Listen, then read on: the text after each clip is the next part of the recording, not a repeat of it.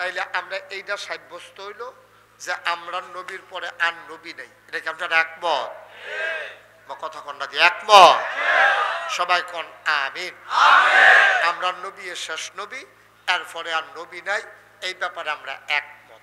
বাংলাদেশে এমন অনেক মসজিদ আছে যেই মসজিদের ইমামও কাফের, মুয়াজ্জিনও কাফের, মুতাল্লিও কাফের, মুসল্লিও কাফের।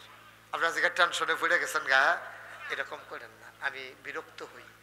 দয়া করে শুধু মনোযোগের সাথে শুনেন, ইশারা ইঙ্গিত সব বাদ দিয়া পরে যা করার করেন। আমার একটু আল্লাহর হস্তে বিদায় করে দিয়া আপনারা কাম লাগলে জাতাজাতি লেগে গেল ইয়েন মঞ্চের উপরে, কোনো সমস্যা নেই, কিন্তু এখন এটা করেন না, আমার সব নজরে পড়ে। আমিন কর। বাংলাদেশও এদিকে বাংলাদেশে এমন অনেক মসজিদ আছে যেই মসজিদের ইমামও কাফের, মুয়াজ্জিনও কাফের, মুসল্লিও কাফের, মুতাল্লিও কাফের, কমিটিও কাফের, সব কাফের। আপনারা টেনশনে পড়ে গেছেন গা। এই মসজিদ হলো কাদিয়ানীদের মসজিদ। তো কাদিয়ানির মসজিদের মধ্যে সবে তো কাফের, ইমামও তো কাদিয়ানি, মুয়াজ্জিনও কাদিয়ানি, মুতাল্লিও কাদিয়ানি, কমিটিও কাদিয়ানি, মুসল্লিও কাদিয়ানি। তো যত কাদিয়ানি সব কি মুসলমান না কাফের? তাহলে এইরকম মসজিদও বাংলাদেশও আছে যার সব কাফের। কিন্তু আমরা বিশ্বাস করি এই নবীর পরে আর নবী নাই। এটা শুধু মুখের কথা না, এটার প্রমাণের দরকার আছে নাকি নাই? আমরা একটা বুঝলে বাদ যাবেন ইনশাআল্লাহ। নবীজি এক নম্বরে নবীজি নিজের মুখে কইছে, আনা খাতামুন নাবিয়িন লা নাবিয়া বাদি, আমি হলাম সর্বশেষ নবী, আমার পরে নবী নাই। তো এই নবীর কথা কি আমরা বিশ্বাস করেন?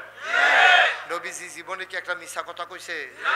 তো যেহেতু জীবনে একটা মিছা কথা কইছে না, এই ব্যাপারে তো মিছা কথা কর নবীর ঠেহা নাই, তো কোনো দরকারও নাই। নবী নিজে যেহেতু কইছে আমার পরে আর নবী নাই, আমরা আর কোনো যুক্তির দরকার নাই, কোনো কেউর বুদ্ধির দরকার নাই, কোনো প্রমাণেরও দরকার নাই। আমরা বিশ্বাস করি অবশ্যই নবী শেষ নবী। ঠিক কিনা কন? সবাই বিশ্বাস করেন না ইনশাআল্লাহ? সবাই কন আমিন।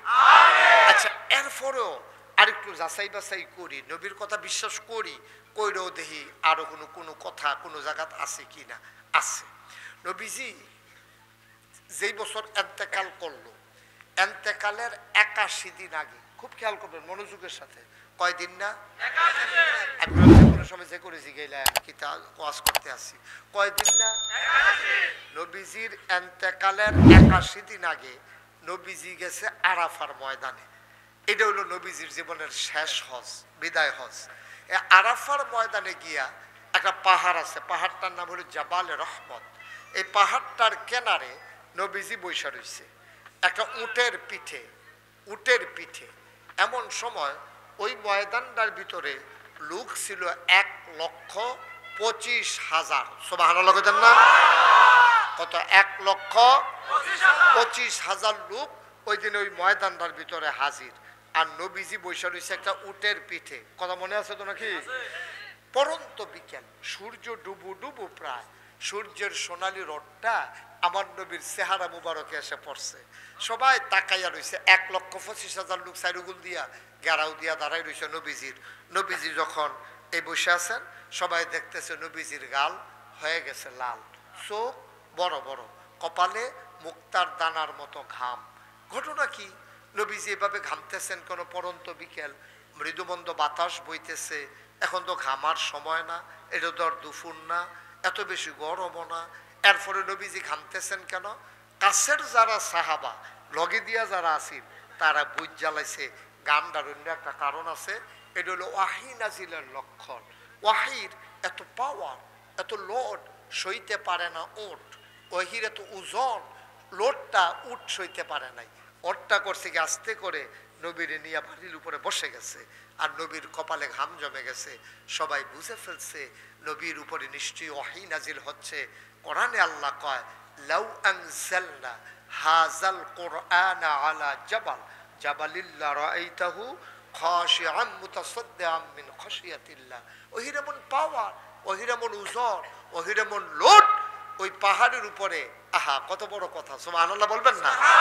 পাহাড়টা মাটির সাথে মিশে যেত যদি কোরআনের আয়াত নাজিল হতো। মুসলমান মন দিয়ে শুনো রে ভাই, সাহাবারা বুঝলেন নবীর উপরে ওয়াহী নাজিল হচ্ছে, ওয়াহী নাজিল হয়ে গেল। আমার নবী দাঁড়ালেন, একটা মুচকি হাসি দিলেন। 1,25,000 সাহাবা ছিল ময়দানে। নবী একটা ডাক দিলেন, শোনো। তখন কোনো সাউন্ড সিস্টেম ছিল না, মাইক্রোফোন ছিল না, কোনো সাউন্ড বক্স ছিল না।